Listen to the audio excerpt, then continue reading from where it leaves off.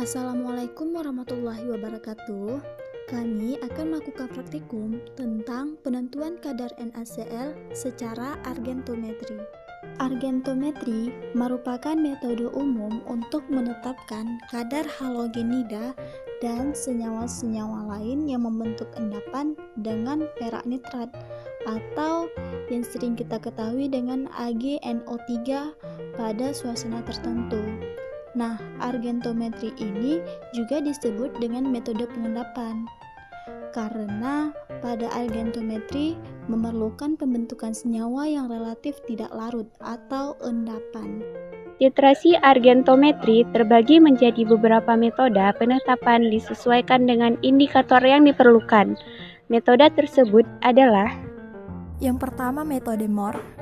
Metode ini dapat digunakan untuk menetapkan kadar klorida dan bromida dalam suasana netral dengan larutan baku perak nitrat dan penambahan larutan kalium kromat sebagai indikator.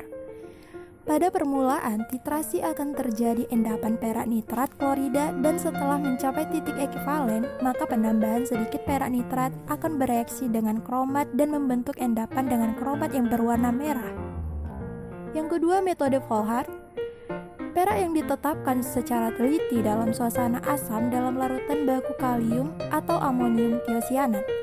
Kelebihan tiosianat dapat ditetapkan secara jelas dengan garam besi 3 nitrat atau besi 3 amonium sulfat sebagai indikator yang membentuk warna merah dari kompleks besi 3 tiosianat. Yang ketiga, metode Fajans.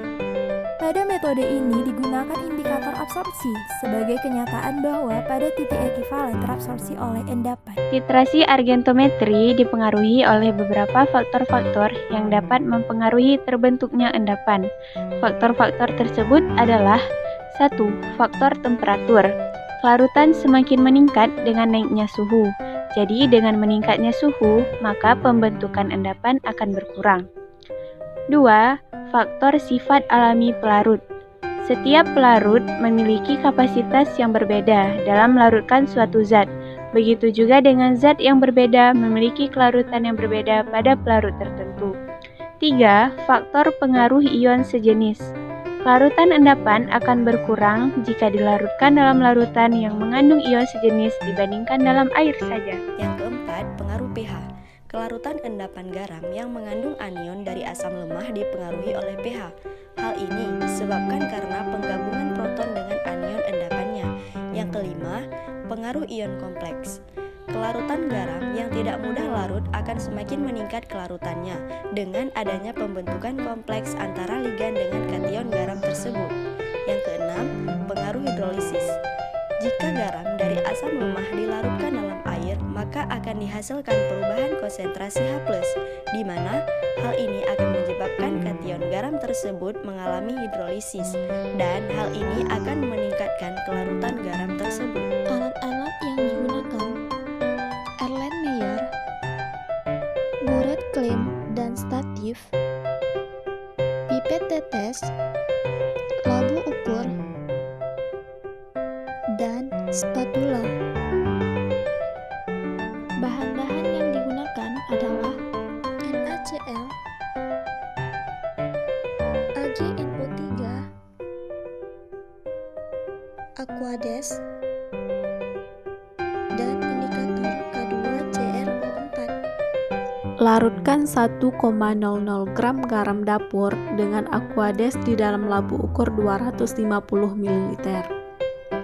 Kemudian ambil larutan garam dapur tersebut dan dituangkan ke dalam Erlenmeyer. Ditambahkan 1,0 ml larutan K2CrO4 sebagai indikator. Kemudian titrasi dengan larutan standar AgNO3 sampai terbentuk endapan atau larutan warna merah bata. Dalam percobaan ini, dilakukan titrasi pengendapan atau argentometri untuk menentukan kadar NaCl dalam garam dapur dengan menggunakan metode Mohr. Konsentrasi ion klorida dalam suatu larutan dapat ditentukan dengan cara titrasi dengan larutan standar AgNO3.